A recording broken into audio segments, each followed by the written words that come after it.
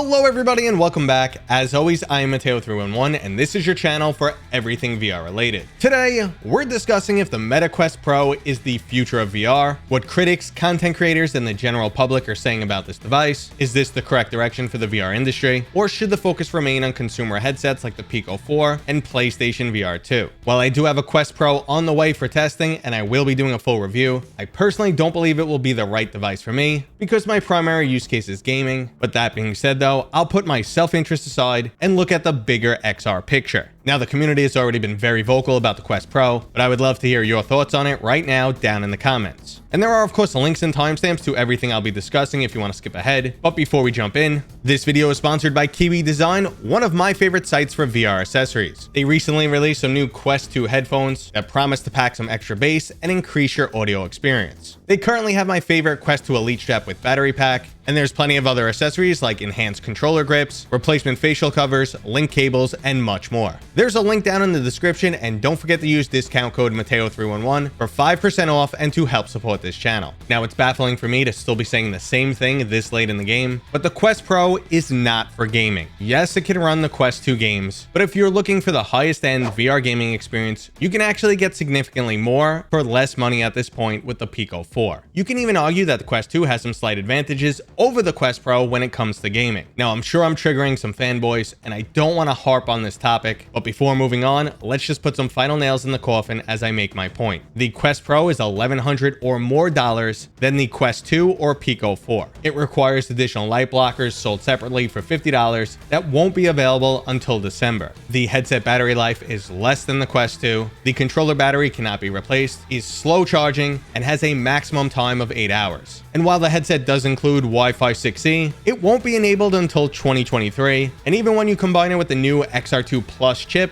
don't expect to see a significant performance increase when it comes to PC game streaming. Now, it obviously has some extra bells and whistles and other advantages over the Quest 2, but it's just too hard to justify the price tag. So if this headset isn't for gaming, what is it for then? Well, for Meta, just like many of their previous products, it's a stepping stone. For the rest of the industry, it's a dev kit. While everyone wants super high definition, fully immersive VR and AR that realistically tracks us in a virtual world and fits into hardware the size of a pair of glasses, we aren't remotely close to that. Nor are we sure which aspects of this new hardware will bring us the largest benefits. So Meta is going with the kitchen sink approach and letting developers and the enterprise figure out the best use cases. Meta is in the what's phase 2 stage. Phase 1, make hardware and software. Phase 3, $1 trillion metaverse. But what's phase 2? So while we're all figuring out what phase 2 is, let's see what the overall responses to this device have been. While hands-on experiences have been quite limited, some Meta ambassadors like Steve Knows and Tatiana have had hands-on experience, as have some non-VR YouTubers like Linus Tech Tips and Tested. In general, it seems like the consensus is that this is not a consumer-ready device, which does make sense because Meta is not targeting consumers. All content creators seem to express some disappointment with the quality of the AR pass-through. They harped on issues like washed out colors, an inaccurate representation of the real world, and a screen resolution that was too low to make it functional as an extra monitor. Obviously, the 1 to 2 hour battery life is also a frequent topic of discussion,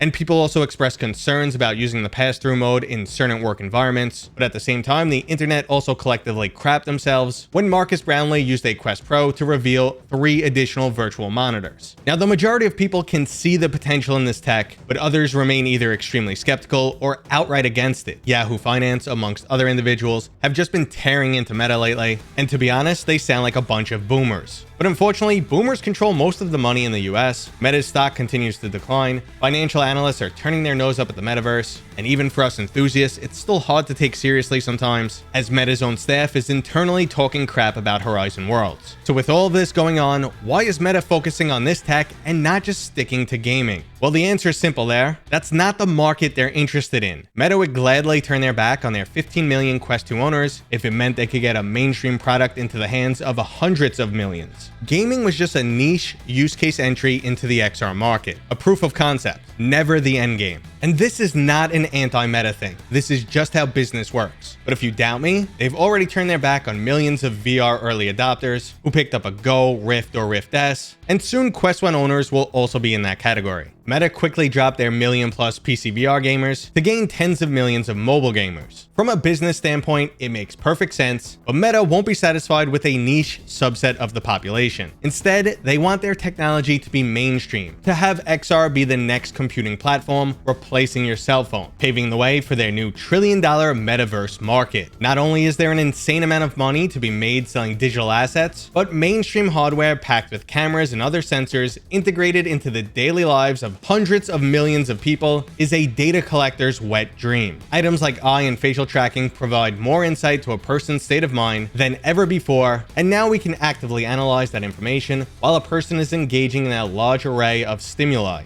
Not to get all dystopian here, but this technology is a double-edged sword with limitless potential, but also ripe for abuse. While using this hardware, a profile could be built on an individual, estimating information like age, ethnicity, height, weight, relative health and drug usage, activity level, gender, sexual orientation, and basically how you feel about any type of stimuli based on your pupil responses. It's absolutely freaky, but this is a topic I tend to avoid because for starters, you have to start with the assumption that Meta or someone else would actually abuse this technology. And then you also have to factor in that consumers just don't seem to care. They just want cool stuff at cheap prices and frequently disregard a large array of moral, legal, or other issues associated with the corporation. And that's a blanket statement for all industries, not just VR. So while I wish this wasn't the case, I just accept it as part of reality and move on. But let's get back to the metaverse, which isn't even close to going mainstream yet. Currently, less than 1% of VR gamers use Mark Zuckerberg's version of the metaverse,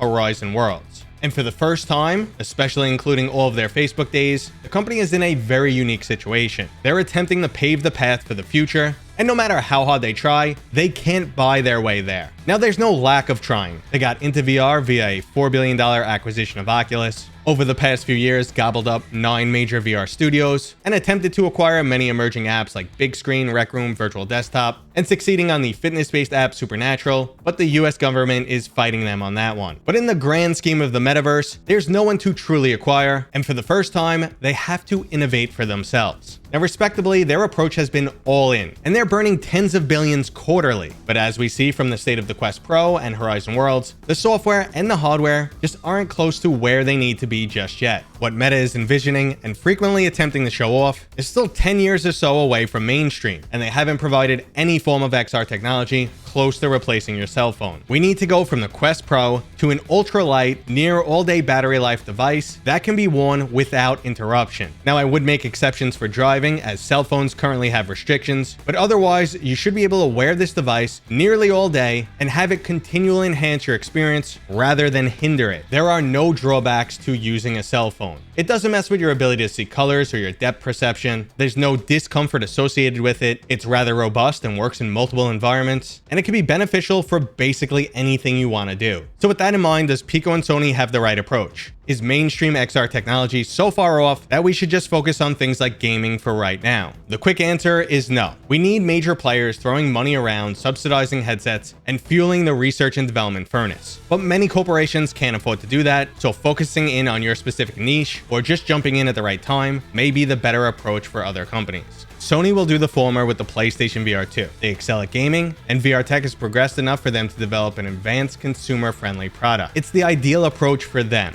It separates them from their competition, and it will most likely garner a huge level of respect and support from the VR gaming enthusiasts. The PSVR 2 could be an excellent new device to introduce people to the immersive capabilities of VR and adding a touch more mainstream appeal, but it's not the device to carry XR to the next level beyond gaming. Pico, on the other hand, is ready to use Meta's success for their own benefit. It's a combination Sony-Meta approach. Rather than focusing at what they're specifically good at, they're letting Meta determine the market, then attempting to undercut them. Since a VR gaming market has been established, they'll pump some Meta amount of bucks into development and subsidized hardware. While this may have them trailing a bit behind, at the same time, they're not burning tens of billions on R&D like Meta is, so once a new XR proof of concept is established, they have more money available to spend, helping to flesh it out. It looks looks like this approach is already paying off for them, as the Pico 4 is selling quite well, and they just announced that the Pico 4 Pro, their answer to the Quest Pro, is $600 cheaper than Meta's product. This approach could definitely pay off, and it's similar to what we've seen Microsoft do in the past. They wait until a market is fully established, like console games or cell phones, and then they jump in. Now, they're not always successful. I'm looking at you, Zune, and Windows phones,